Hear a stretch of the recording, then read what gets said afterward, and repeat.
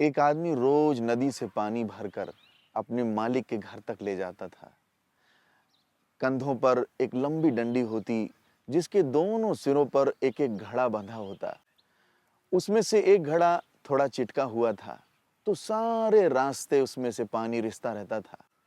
मालिक के घर तक आते आते वो घड़ा सिर्फ आधा रह जाता और दूसरा घड़ा पूरा भरा रहता था।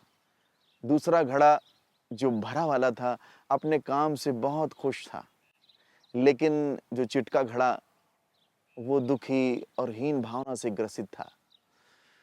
एक दिन दुखी होकर घड़े ने उस आदमी से कहा, तुम मुझे फेंक दो और दूसरा घड़ा ले आओ, क्योंकि मैं अपना काम ठीक से नहीं कर पाता हूँ।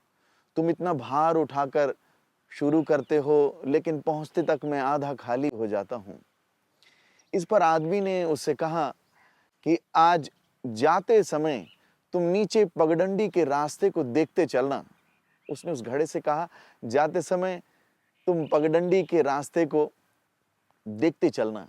घड़े ने ऐसा ही किया और वहां रास्ते भर रंग बिरंगे फूल और सुंदर सुंदर पौधे थे, लेकिन मंजिल आते आते वह फिर आधा खाली हो गया और दुखी हो गया।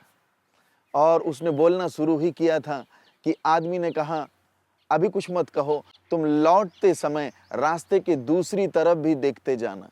और लौटते हुए घड़े ने यह भी किया, लेकिन इस तरफ जो है कोई फूल न था। लौटकर उस आदमी ने घड़े को समझाया, मैं पहले से जानता हूं कि तुमसे पानी नहीं संभल पाता, पर यह बुरा ही हो ऐसा जरूरी नहीं है। मैंने तुम्हारी ओर फूलों के पौधे रोप दिए थे, जिनसे तुम्हारे द्वारा जो पानी रिसता था इन पौधों में पड़ता जाता था, और जहां तुम्हारा पानी रिस रिस के पड़ता था वहां पर रंग बिरंगे फूल पौधे निकल आए। प्रियो, रोजाना उस रिसते हुए घड़े से जो पानी पड़ रहा था उसकी दिशा में वहां सुंदर सुंदर पौधे थे, और जहां पानी नहीं पड़ता था, दूसरे घड़े से जहां पानी नहीं पड़ता था वहां कुछ भी नहीं था। तो इसलिए हमें समझना है कि जरूरी नहीं है कि जीवन में हर चीज परफेक्ट हो, पूर्ण हो, सिद्ध हो। जरूरत इस बात की है कि हम हर चीज को पॉजिटिवली यूज कर पाते हैं या नहीं। ईश्वर टूटी हुई हर चीज का इस्तेमाल कितने कितने खूबसूरत तरीके से करते हैं। जैसे बादल टूटने पर पानी की फुहार आती है, मिट्टी टूटने पर खेत का रूप लेती है, और बीज टूटने पर नए पौधे की संरचना होती है। इसलिए जब आप खुद को टूटा हुआ महसूस करें, जब कभी भी आप अपने आप को बिखरा हुआ, चिटका हुआ महसूस करें, तो समझ लीजिए ईश्वर आपका इस्तेमाल बड़ी उपयोगिता के लिए करना चाहता है। दिया जरूर जलाऊंगा, किसी ने कहा है, दिया जरूर जलाऊंगा, चाहे मुझे ईश्वर मिले ना मिले।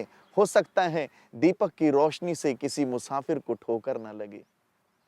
किसी के पांव से कांटा निकाल निकाल कर देखो, किसी के पांव से कांटा निकाल कर देखो, तुम्हारे दिल की चुभन जरूर कम होगी।